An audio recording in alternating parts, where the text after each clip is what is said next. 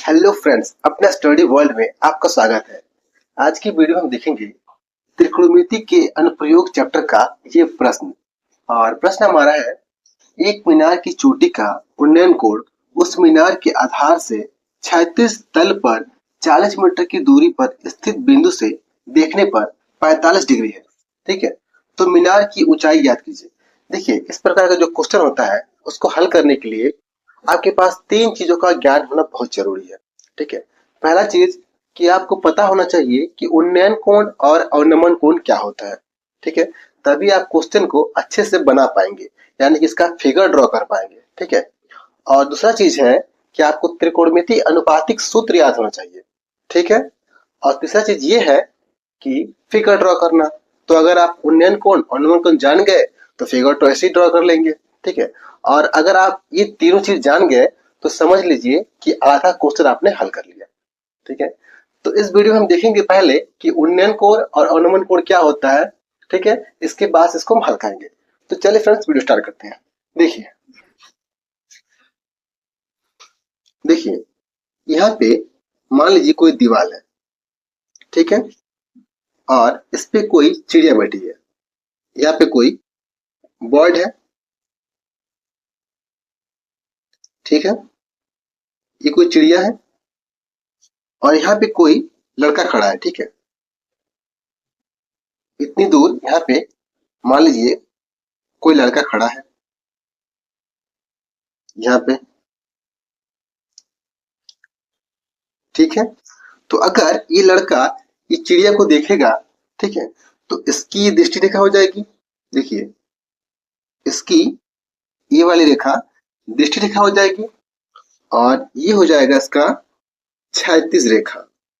ठीक है, तो ये हो जाएगा दृष्टि रेखा,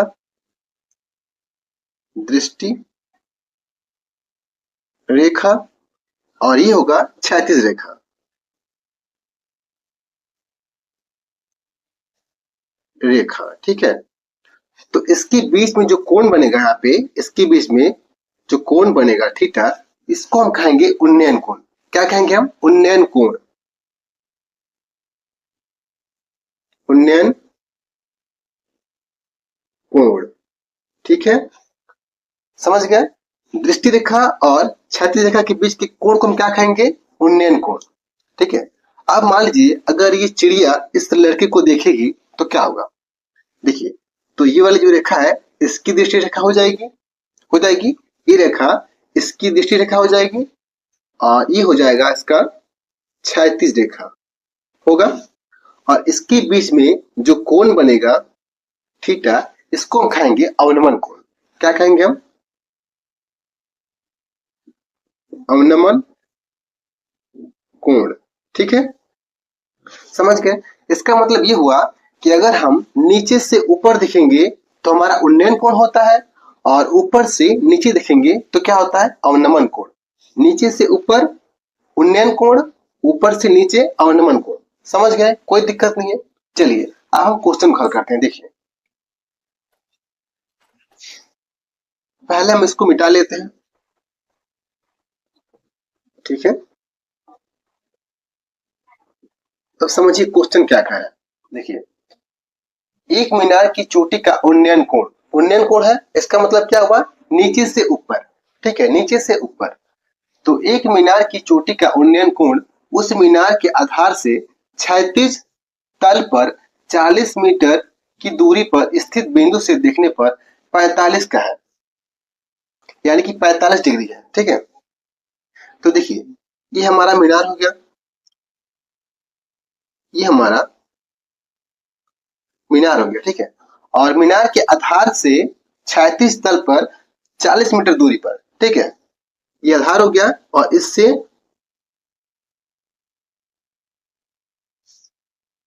ये आधार हो गया और इससे 40 मीटर की दूरी पर क्षैतिज तल पर मान लेते हैं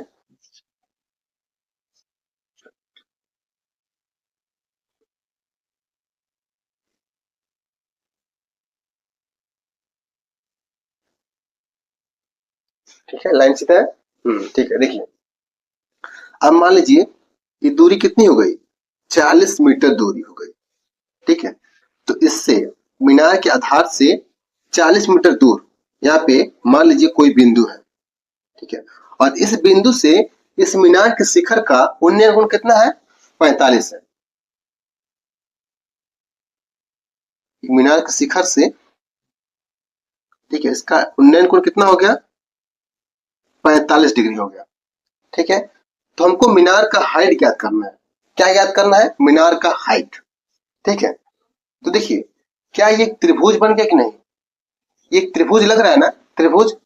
तो ये हमारा एक त्रिभुज बन गया, तो इसको हम ए मान लेते हैं। ठीक है, और इसको मानते हैं बी, इसको मान लेते हैं सी। ठीक है, कोई दिक्कत नहीं है। अब देखिए अगर हम इस कोण को लेते हैं, इस कोण को, तो इसके ठीक सामने की जो भुजा होती है वो क्या होता है? लंब होता है। तो ये हमारा हो जाएगा लंब। ठीक है, अगर हम इस कोण को लेते हैं, ये कोण दिया गया हमारा, तो इसी को हम लेंगे, तो इसके ठीक सामने की भुजा क्या होती है? लंब होती है। और ये जो हमारा कोण है ये हमारा 90 डिग्री का होगा, 90 डिग्री का। तो 90 डिग्री के ठीक सामने का जो भुजा होता है वो क्या होता है? कर्ण होता है। तो ये हमारा कर्ण हो गया। ठीक है, और जो बच गया तीसरा भुजा वो हमारा आधार होता है, तो ये हमारा आधार हो जाएगा। ठीक है, आधार हो जाएगा। हमको ज्ञात क्या करना है? इस मीनार की हाइट, और ये मीनार की हाइट हमको नहीं दिया है, ये ज्ञात करना है। तो मान लेते हैं कि मीनार की जो हाइट है वो क्या है? h है। मान लिया हमने। ठीक है, h है। देखिए अब सब कुछ हो गया। अब जो भी क्वेश्चन में दे दिया गया है उसको हम क्या करेंगे? पहले नोट कर लेंगे। सबसे पहले हम क्या करेंगे? यहाँ पे लिखेंगे हम हल। ठीक है, फिर लिखेंगे त्रिभुज ए बी सी में, त्रिभुज ए बी सी में क्या है? कोण ए बी सी, कोण ए बी सी बराबर कितना है? 45 डिग्री, 45 अंश। ठीक है, और इसको हम थीटा कहते हैं, तो बराबर थीटा मान लेते हैं।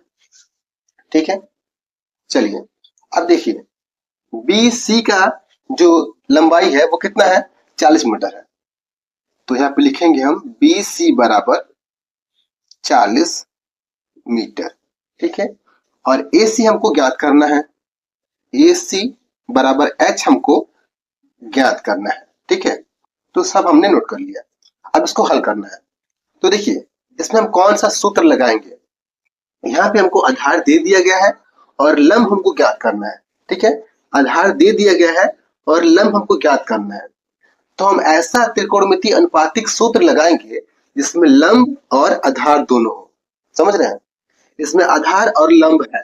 ठीक है, तो आधार हमको पता है और लंब नहीं पता है, लंब ज्ञात करना है, तो हम त्रिकोणमितीय अनुपातिक ऐसा सूत्र लगाएंगे जिसमें आधार और लंब दोनों हो। ठीक है, तो आपको याद है सूत्र? नहीं याद है? देखिए सूत्र याद करने का ट्रिक क्या है? ट्रिक हमारा है एल ए एल, लाल बटा के ए कक्का। तो एल से होता है लंब और ए से होता है आधार। ठीक है, ए से होता है कर्ण। तो जो हमारा पहला वाला होता है इसको हम कहते हैं साइन। ठीक है, और जो दूसरा वाला होता है ये होता है कॉस, और जो तीसरा वाला होता है ये होता है हमारा टेन। ठीक है, तो हमको क्या चाहिए? लंब चाहिए, आधार चाहिए। तो ये हमारा लंब हो गया, आधार हो गया, तो मिल गया हमको। ठीक है, तो टेन बराबर क्या होता है? टेन थीटा बराबर लंब बटा आधार। ठीक है, तो हमको सूत्र मिल गया। देखिए अब क्या करेंगे? हम इसे मिटा देंगे। देखिए अगर आपको सूत्र याद नहीं है तो देखिए अगर आपको सूत्र याद नहीं है तो मैं डिस्क्रिप्शन में लिंक दे दूंगा, आप जाके वहां से देख सकते हैं। ठीक है, चलिए अब क्वेश्चन देखते हैं। सूत्र हमारा क्या है? टेन थीटा बराबर क्या होता है? लंब बटा आधार, ये होता है। ठीक है, यही सूत्र होता है। अब हम क्या करेंगे? इन सब का मान इस सूत्र में रखेंगे और हल करेंगे। ठीक है, तो थीटा का मान कितना है? थीटा बराबर है 45 डिग्री। तो टेन 45 बराबर लंब कितना है? लंब हमको ज्ञात करना है, लंब है h, हमको ये ज्ञात करना है। और आधार कितना है? आधार है 40 मीटर, तो हमने लिखा 40 मीटर। ठीक है, अब इसको हम हल करेंगे।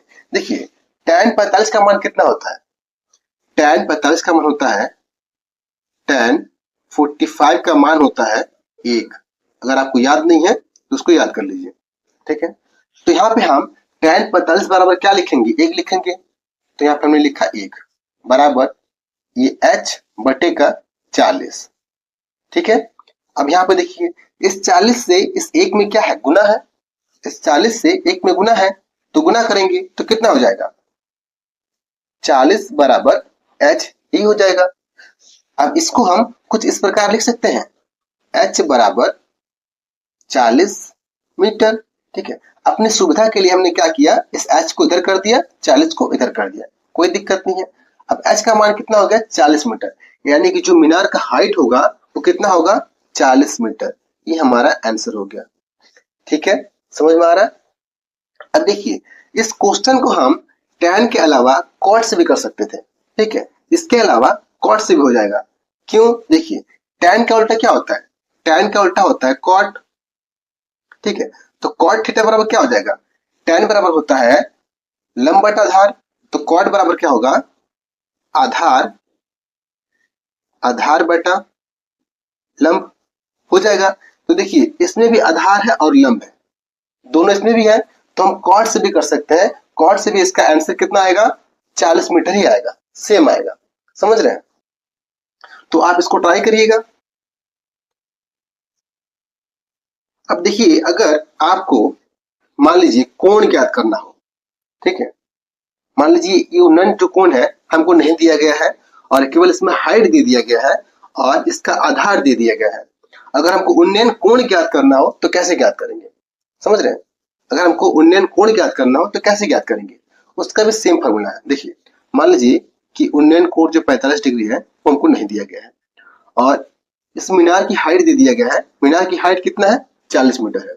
ठीक है, मान लेते हैं मीनार की हाइट कितनी है? 40 मीटर है, 40 मीटर है। और मीनार के पाद बिंदु से इस बिंदु की जो दूरी है वो कितनी है? वो 40 मीटर है। ठीक है, मीनार के पाद बिंदु से इस बिंदु की दूरी कितनी है? 40 मीटर है। यानी कि मीनार की हाइट और मीनार के पाद बिंदु से इस बिंदु की दूरी दे दी गई है। तो हमको क्या ज्ञात करना है? इसका उन्नयन कोण ज्ञात करना है, ये थीटा ज्ञात करना है। तो कैसे करेंगे? देखिए हमको थीटा ज्ञात करना है और यहाँ पे दो भुजाएं दे दी गई है। कौन कौन सा भुजा है? एक है आधार और एक है लंब। ठीक है, तो ऐसा हम त्रिकोणमितीय अनुपात देखेंगे जिसमें क्या हो? आधार हो और लंब दोनों हो। तो कौन सा होगा? वही होगा tan। ठीक है, क्या होगा? tan थीटा बराबर क्या होता है? लंब बटा आधार, यही होता है। ठीक है, तो क्या करेंगे हम? इन सब का मान रखेंगे इसमें। देखिए tan थीटा बराबर लंब का मान कितना है? 40 मीटर है, तो हमने लिखा 40 मीटर। ठीक है, और आधार का मान कितना है? 40 मीटर है, तो हमने लिखा 40 मीटर। ठीक है, अभी 40 मीटर से 40 मीटर कट जाएगा तो कितना होगा? 1 होगा। तो यहाँ पे लिखेंगे हम tan थीटा बराबर 1। ठीक है, और हम जानते हैं कि tan 45 डिग्री का मान कितना होता है? 1 होता है। तो इस 1 की जगह हम क्या लिख सकते हैं? tan 45 बराबर 1 होता है ना, तो इस 1 की जगह, इस 1 की जगह क्या लिख सकते हैं हम? tan 45। tan 45 का मान कितना होता है? 1 होता है। समझ रहे हैं? tan 45 डिग्री का मान कितना होता है? 1 होता है। तो इस 1 की जगह हम क्या लिख सकते हैं? tan 45 अंश लिख सकते हैं। तो यहाँ पे लिखेंगे हम tan थीटा बराबर, इस 1 की जगह हम क्या लिखेंगे? tan 45 अंश, tan 45 अंश लिखा हमने। तो अब ये tan से ये tan हट जाएगा, हट गया। अब थीटा बराबर कितना हो गया? 45 डिग्री हो गया। तो यहाँ पे लिखेंगे हम थीटा बराबर 45 डिग्री। तो ये हमारा आंसर हो गया। ये उन्नयन कोण कितना होगा? थीटा बराबर 45 अंश होगा। समझ रहे हैं? कितना था पहले? 45 था और क्वेश्चन हमने सॉल्व किया तो 45 आ गया। समझ रहे हैं? तो ये हमारा हो जाएगा आंसर। तो इस वीडियो में इतना है फ्रेंड्स। अगर वीडियो आपको पसंद आई हो तो वीडियो को लाइक करें, चैनल को सब्सक्राइब करें और शेयर करना बिल्कुल ना भूलें। Thank you friends.